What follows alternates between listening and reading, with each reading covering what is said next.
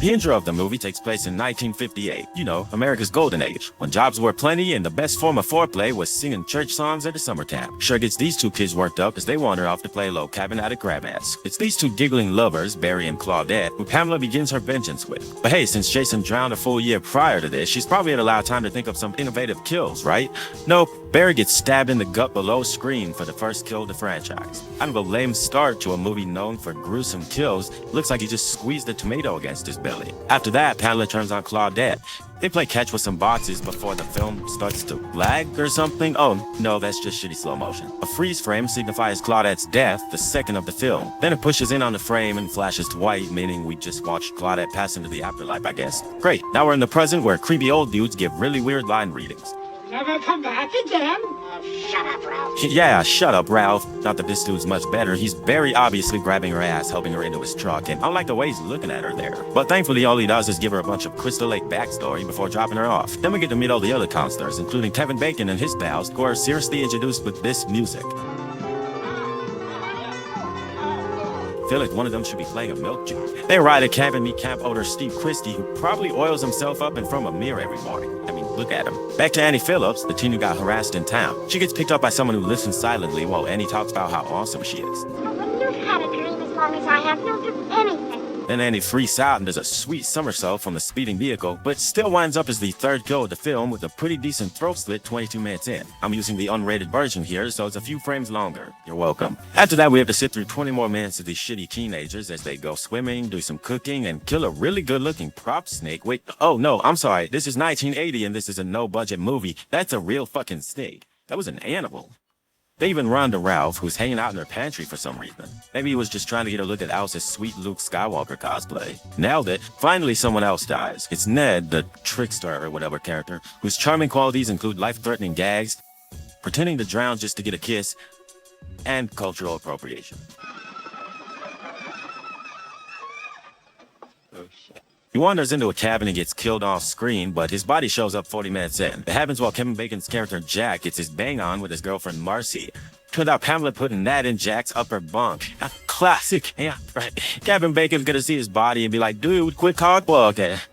But actually, Bacon doesn't see it, so instead of Ned's body, sexy times is cut short by a full bladder when Marcy leaves to pee. Jack takes the opportunity to smoke a joint, getting relaxed long enough for Pamela to grab his head and stick an arrow through his neck from below. It's a very iconic death, but I always laugh at the mental image of Pamela sliding her way under the bed just to be able to do this. Whatever, ignore the logistics and just enjoy this death again. Good stuff, Tom Savini. Then we get 2 straight minutes of the Marcy Stamler underpants party before she joins the big list with an axe to the head. Another truly fantastic kill. Where was this kind of makeup for those first 2 kills, guys? Meanwhile, there's been a game of strip Monopoly going on between Brenda, Bill, and Alice, but it gets shut down by Mother Nature. And where was Steve? Probably oiling himself up in the other room, right? Nah, he's back in town eating pancakes or something. Stuck in a diner because it's raining, or someone is just spraying a hose back and forth on that car, but let's pretend it's fine. Despite the stormy weather, Brenda gets lured outside by a creepy voice.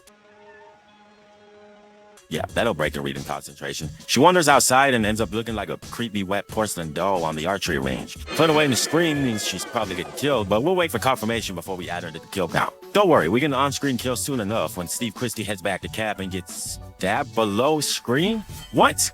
What the hell, Friday the 13th? I thought we were in for some gruesome kills. I mean, I understand the first 2, you want to set a false sense of security or whatever, but come on, Body Oil Steve was just asking for a gruesome kill. At this point, it's down to final girl Alice Hardy and her kind of but not really love interest Bill Brown. They separate, but they're reunited when Alice opens the door and finds Billy Boy pinned to the door with arrows. I don't know if he got shot against that door or if he was killed and then pinned up to it like a list of grievances, but either way, it's a memorable kill. Then, for whatever reason, Mrs. Voorhees chucks Brenda's body through the window like a brick with a warning on it.